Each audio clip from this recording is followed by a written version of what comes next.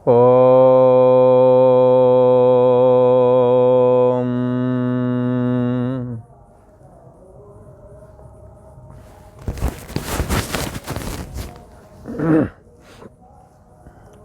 श्री योग वासिष्ठ के स्थिति प्रकरण में श्री वशिष्ठ जी महाराज बोले, हे राम जी, तुम महापुरुषों के मार्ग में सदा चलना। और कैसे चलना? तो कहते हैं महापुरुषों के मार्ग में सदा चलना। तो क्यों चलना महापुरुषों के मार्ग पे? क्योंकि हे राम जी, जो मार्ग परम पावन है उसी मार्ग पर संत महापुरुष चलते हैं। जगत के समस्त कार्यों को भी करना है, परंतु महापुरुषों के मार्ग पर ही चलना। अन्याय और अनीति नहीं करना। एक राजा के लिए अन्याय और अनीति से प्रजा दुखी हो जाती है। तुम राजा बनोगे, इसलिए तुम्हें तो महापुरुषों के मार्ग पर ही चलना चाहिए। और महापुरुष लोग ऋषियों का उपदेश श्रवण करके साधु संतों का आदर करते हैं और उपदेश ग्रहण करके अंतर्यामी आत्मा को जान जाते हैं। इसलिए दुर्लभ ब्रह्म ज्ञान राजाओं के लिए भी खास करके कहा जाता था प्राचीन काल में। इसलिए गीता में तो कहा इमम राजर्षयो विदुः। ये जो तत्व ज्ञान है, जो ब्रह्म ज्ञान है कि कर्म करते हुए कर्म के बंधन में कैसे ना आवे, कर्म के बंधन से कैसे बचें, और कर्म करते हुए कैसे निर्लेप रहें,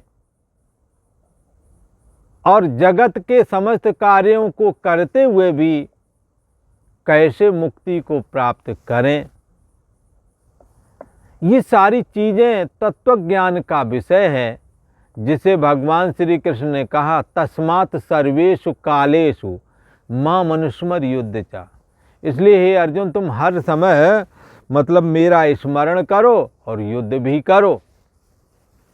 अच्छा, तो सदा स्मरण हो जाता होगा और युद्ध जैसे समय में भी स्मरण हो सकता होगा, तभी कहा होगा, नहीं तो क्यों कहते। ये जो ज्ञान है दुर्लभ ज्ञान, ये पहले राजाओं को बताया गया। सा काले ने महता योगो नष्टो परंतपा। बहुत काल व्यतीत होने की वजह से ये ज्ञान नष्ट हो गया था, इसलिए मैं तुम्हें दोबारा सुना रहा हूँ। हाँ, एवं परंपरा प्राप्त, ये परंपरा से आता है। हमने तुम्हें सुना दिया, तुम अपना ज्ञान दूसरों को बता देना। क्या कि जगत के सारे कार्य ईमानदारी से करना है, और शरीर से परे इंद्रियां हैं, इंद्रियों से परे मन है, मन से परे बुद्धि है, बुद्धि से परे जो बुद्धि को भी जानता, बुद्धि जिसको नहीं जानती है, वो चैतन्य सत्ता आत्मा ही तुम्हारी असली मैं है। उसमें कर्तापन नहीं है, उसमें कर्म का बंधन नहीं है। उसको श्वासे अभिन्न होकर के जान लो, फिर सारे कार्य करते रहो, कर्म तुम्हें बंधन ना कर सकेंगे। हत्वानि सा इमान लोकानि न हंत न निबध्यते। यदि तुम युद्ध में देश की रक्षा करते हुए, धर्म की रक्षा करते हुए, सनातन वैदिक धर्म की रक्षा करते हुए, देश की रक्षा करते हुए यदि मर भी जाओगे, ईमान लोकान, सारे लोगों को भी मार डालोगे, तो भी तुम्हारे को सबके मारने का जो कर्ता, सबके मारने का जो पाप है ना, कि मैंने मार डाला, ये मारना रूप क्रिया का कर्ता बन गया। तुम्हारे अंदर कर्तापन है नहीं, लिहाजा हिंसात्मक कर्म का पाप तुम्हें नहीं लगेगा। क्यों नहीं लगेगा? शरीर से तो तुम मारे, और शरीर से और लोग मारे तो उन्हें पाप लग जाए, और तत्व ज्ञान को जो प्राप्त कर लेवे तो उसको ना लगे। इसमें क्या कारण है? तो बोले शरीर मन और इंद्रियां कर्म करती हैं, कोई भी कर्म। शरीर वाणी मन बुद्धि आदि से किए जाते हैं। चलो ठीक है, अगर शरीर वाणी मन बुद्धि से आप परे हो जाओ तो इनका किया हुआ भी आपका किया हुआ नहीं रह जाएगा। हाँ, अच्छा कर्म भी और बुरा कर्म भी, जैसे महाभयानक कर्म युद्ध रूप कर्म है, उसमें हिंसा होनी है, तो युद्ध रूप कर्म की हिंसा तुम्हारी हिंसा वो नहीं मानी जाएगी, कारण कि तुम शरीर से अलग, जो सदा अलग रहने वाला बुद्धि का आश्रय और प्रकाशक साक्षी आत्मा है, उसमें तुमने स्थिति प्राप्त कर ली है। उसमें तुम्हारी मैं बुद्धि अब फुरने लगी है, देहाभिमान गलित हो गया है। जीव जड़ चेतन की जो ग्रंथि है, भिद्यते हृदय ग्रंथि, जीव भाव की गांठ कट गई है, सर्वाधिष्ठान ब्रह्म मैं हूँ ऐसा भाव में स्थित हैं। ये ज्ञान राजाओं को दिया जाता था पहले, क्योंकि उन्हें बहुत ऊंच नीच निर्णय लेने पड़ते थे। तो इमं परंपरा प्राप्त मिमं राजर्षि हो विदु, ये परंपरा से ये योग पहले हमने सूर्य को दिया था, सूर्य ने फिर अपने पुत्र मनु को दिया, और मनु ने फिर इक्ष्वाकु को दिया, फिर इक्ष्वाकु से फिर नीचे वाले राजाओं में आया। इमं परंपरा प्राप्त, इस प्रकार से ये परंपरा प्राप्त ज्ञान है, महापुरुषों का ज्ञान है। इसी रास्ते में ये राजा होकर के भी महापुरुष राजऋषि हो गए, इसी ज्ञान में स्थित रहे और जगत के कार्य भी किए। सा काले ने महता, बहुत समय व्यतीत हो गया, इसलिए वो योग लोगों के दिमाग में नहीं रह गया है। उसी योग को, उसी दुर्लभ ब्रह्म ज्ञान को मैं तुम्हारे सामने कथन करता हूँ। इसलिए वो पूर्व के राजा जो महापुरुष थे, जो तत्वज्ञानी थे, वो जिस रास्ते से चले थे उसी रास्ते से तुम भी चलो राम जी। हे राम जी, तुम भी महापुरुषों के मार्ग में सदा चलना, जो मार्ग परम पावन है और आपदा से रहत है सात्व की है। हे राम जी, उसी के अनुसार तुम इस संसार में सदा विचरण करना। और तब क्या होगा? तो श्री वशिष्ठ जी महाराज कहते हैं, हे राम जी, तब आपदा के समुद्र में तुम ना डूबोगे। तुम्हें मालूम होगा कि मैं आत्मा हूँ। आत्मा शरीर मन इंद्रिय आदि से भी अलग है, बुद्धि से भी अलग है। यो बुद्धि पर तसुसा, बुद्धि से भी जो परे है ऐसा आत्मा, यही आत्मा है, सब विज्ञेया। इसी को जानना चाहिए, समझना चाहिए। हाँ, आत्मस्तम, ये इसको आत्मस्तम अपना मैं मानो, इसी में स्थित हो जाओ। शरीर मन बुद्धि आदि ये कभी होते हैं कभी नहीं होते हैं। जन्म से पहले शरीर नहीं था, मरण के बाद में नहीं रहेगा। शरीर के रहते ही जाति आदि हैं, वर्ण आश्रम सब शरीर पर टिके, नाते रिश्तेदारी सब शरीर पर टिके। जब तुम शरीर नहीं तो शरीर के नाते रिश्तेदारी आदि ये भी सब गए। पर देह के रहते देह के धर्म बने रहते हैं। चैतन्य सत्ता आत्मा में स्थिति प्राप्त करो और कर्मों के बंधन से तुम बच जाओगे। पर फिर सारे कर्मों सारे धर्म, हाँ, जैसे पति हो तो पत्नी के धर्म, पत्नी का पालन पोषण आदि, पिता हो तो पुत्रों का, वो राजा हो तो संपूर्ण राज्य का दायित्व, ये सब निर्वहन करोगे, उसमें तुम बंधोगे नहीं। आप लिप्यते न पापानी पद्म पत्र मीमां बसा। जैसे कमल से, ये जो जल है, जल से कमल निकलता है और कमल पानी में ही होता है, कीचड़ में ही होता है, परंतु कीचड़ और पानी से संपर्क वो नहीं रखता। उसके पत्ते पे पानी की बूंदें डालो, वो नीचे को गिर जाएंगी। ऐसे ही तत्वज्ञानी जो राजा होते थे वो राजकाज करते, और राजकाज में ऊंच नीच बहुत सारे काम भी करने पड़ते, धर्म की रक्षा के निमित्त और देश की रक्षा के निमित्त। फिर उन कर्मों के द्वारा वो बंधते नहीं थे। जैसे राजा जनक हुए हैं, काशी में एक राजा प्रतर्दन हुए हैं, इसी प्रकार ऋषि याज्ञवल्क्य आदि बहुत सारे ऋषि महर्षि हुए हैं। और जनक की परंपरा में तो सैकड़ों जनक हो गए हैं जो तत्वज्ञानी हुए हैं। घर गृहस्थी में बहुत सारे तत्वज्ञानी हुए हैं, जैसे वो तुलाधार बनिया भला, और सदन कसाई, भगत रविदास, हाँ ये सब हर जगह ये तो सनातन है। सनातन जीवन जीने की कला स्वयं अपने आप में है। उसमें कैसे रहें, सबके यहाँ साधु हुए हैं, सब घरों में सबकी गठरी लाल है। कोई वर्ण आश्रम जाति नहीं जहाँ साधु ना यहाँ हुए हैं, तत्वज्ञानी। हाँ, कोई ऐसा परिवार नहीं ऊंचे बड़े चाहे जिसको ले जहाँ सतियाँ ना हुई हों। सनातन है ना ये, इसमें ये चीज़ें स्वाभाविक होती हैं। तो श्री वशिष्ठ जी महाराज कहते हैं, हे राम जी, तुमोंने रजोगुण का त्याग करके और सतोगुण को धारण करना है, और परम सतमार्ग में, परम पावन जो मार्ग है उस सतमार्ग में स्थित रहना। और तुम उससे क्या होगा, आप आपदा से रहित हो जाओगे अगर कर्म बंधन रूप आपदा तुम्हारे अंदर नहीं आएगी। राग द्वेष तुम्हें नहीं सताएगा, क्योंकि आप विशुद्ध सात्विकी हैं। सर्वाधिष्ठान मैं हूँ, ऐसा जो ज्ञान है ये विशुद्ध सात्विकी है। इस ज्ञान में तुम्हारी स्थिति हो जाएगी और उसी के अनुसार चलना, तब आपदा के समुद्र में तुम कभी नहीं डूबोगे। कर्म का बंधन तुम्हें नहीं आवेगा और जगत में तुम किसी प्रकार का तुम्हें दुख ना होवेगा। जगत के समस्त कर्मों को करते रहोगे।